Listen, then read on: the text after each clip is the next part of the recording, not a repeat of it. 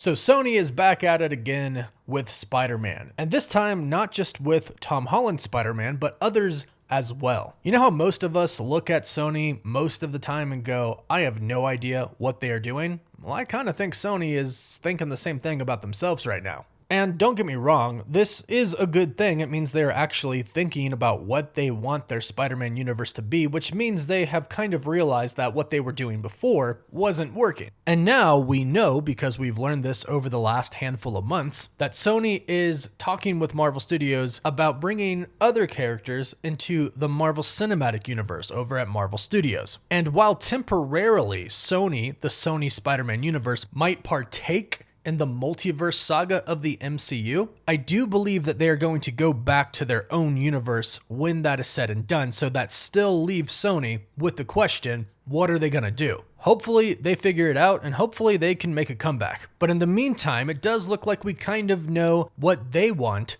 out of the MCU. Now, if a report that we've heard recently is true, Sony is still kind of actually interfering with what Marvel Studios can do with Spider-Man in the MCU. And we've known that they have certain things and certain rules in place when it comes to Marvel using Spider-Man and Spider-Man characters. For example, we know that, take the Vulture for example, he can't appear in another movie that's not a Spider-Man movie. In the MCU, that is. Obviously, we saw him in Morbius, but Sony owns Morbius. But rules like that exist, and apparently, according to the insider My Time to Shine Hello, Marvel Studios really did want Spider-Man to appear in the Daredevil Born Again series, but, you guessed it, Sony said no. Now, this report is entirely believable. We've heard things like this happen before, and it does kind of work both ways. Like, we know Sony wanted Tom Holland's Spider-Man to appear in the first Venom movie, but Marvel Studios said no because they didn't want the two universes to be confusing for the audience. They didn't want people mixing up the MCU with the Sony Spider-Verse, and rightfully so. And the good news is, although there are certain rules in place, it does sound like at the end of the day, it is a discussion and a negotiation between Marvel and Sony. And some really great things come out of that, but some interesting and also weird things come out of that as well, like all the things that we've been hearing about Venom 3: The Last Dance. Based off of everything that we have heard about Venom 3: The Last Dance, it sounds like Venom and Null, and possibly other characters, which we'll get into in just a bit, are making their way over to the MCU after this film. Also, side note, we have recently heard from the Insider Cryptic HD Quality that Venom: The Last Dance will have 2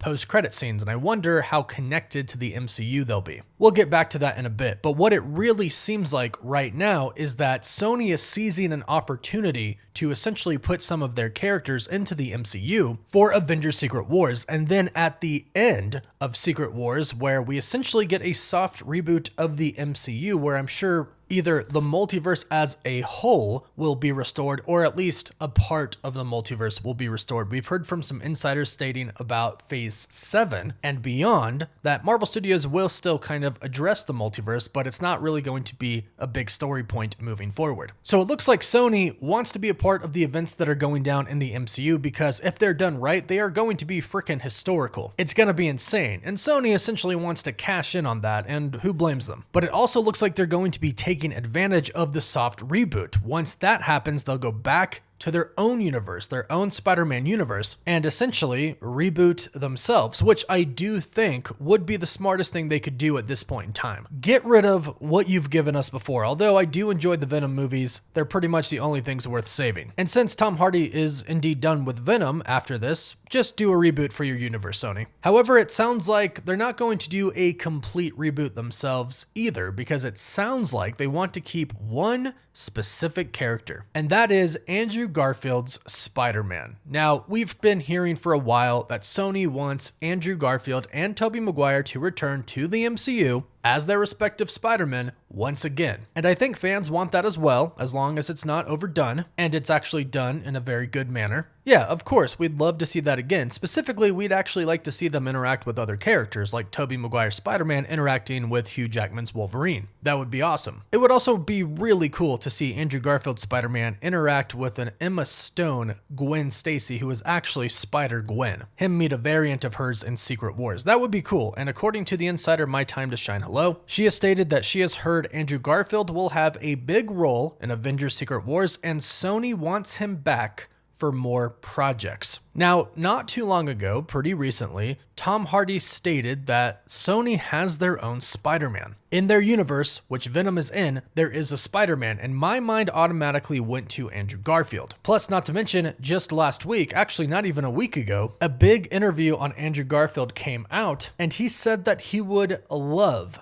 to return as Spider-Man, that he 100% would return as Spider-Man as long as it's done correctly and as long as it's exciting and something different. Well, Secret Wars is definitely going to be different. It's going to be bigger than anything we've ever really seen before. And really, hopefully, it's like Spider-Man No Way Home, but times 100, or maybe times 50. There is such thing as too big. It can get convoluted. But I mean, it's gonna be a big deal. This is going to be one of the biggest pop culture events in history, probably. Just like Infinity War and Endgame were. So to have him back for that makes sense, but then it seems like they want him to go back to their Sony Spider-Man universe, which I think isn't really going to exist pretty soon. I think with Venom 3 comes kind of the destruction of the Sony Spider-Man universe as we know it, but like I mentioned, as we get into Secret Wars and we end it, we get the soft reboot, which gives Sony a chance to reboot as well. And if this report is true, it sounds like they want Andrew Garfield's Spider-Man to return and be the Spider-Man of their universe. Now, all of the big insiders that we normally talk about, Daniel RPK, Alex Perez, My Time to Shine Hello, Cryptic, HD Qual, they've all stated something along the lines of they've heard Spider-Man 4 is going to involve Tom Hardy's Venom and Null, and a few of them have even mentioned Andrew Garfield's Spider-Man. So as far as other projects that Sony might be pushing, they might be pushing that as well. And it kind of makes sense. They did drop that line about Andrew never fighting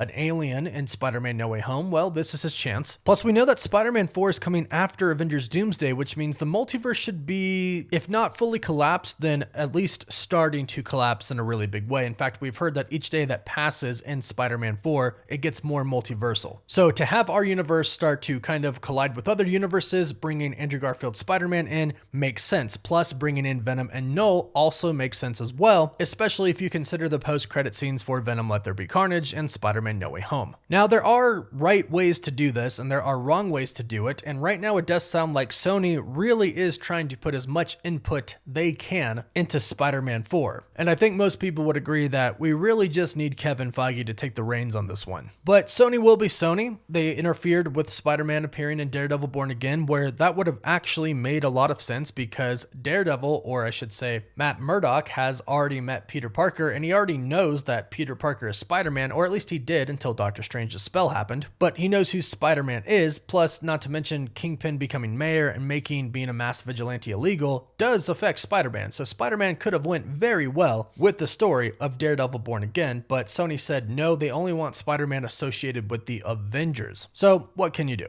They still have their input and they still have a lot of control over Spider-Man, including other Spider-Men like Andrew Garfield's. Now, luckily for us, the deal that they made for Spider-Man was only with Tom Holland's, at least as far as we know. So if they want the other Spider-Man in the MCU, that's pretty much a Kevin Feige call, which I know he'll do if they can figure out a good way to do it. So Sony will continue to try to give their input into the MCU and Spider-Man, but luckily Kevin Feige is in charge and has ultimate say for the MCU. But for the meantime, it looks like, or at least we'll see in Venom: The Last Dance, that the Sony universe and the MCU are going to kind of collide for a little bit until Sony does their own thing again with possibly Andrew Garfield's Spider-Man as the main Spider-Man of their universe. Let me know what you think about this in the comments down below. Do you think it'll work or not? Will it just be the same? Leave your thoughts down below. Please don't forget to like this video and subscribe so you don't miss out on any of the latest MCU news. And you can find us on Apple Podcasts, Spotify, Instagram, Twitter, and Facebook. As always, thank you all so much for watching.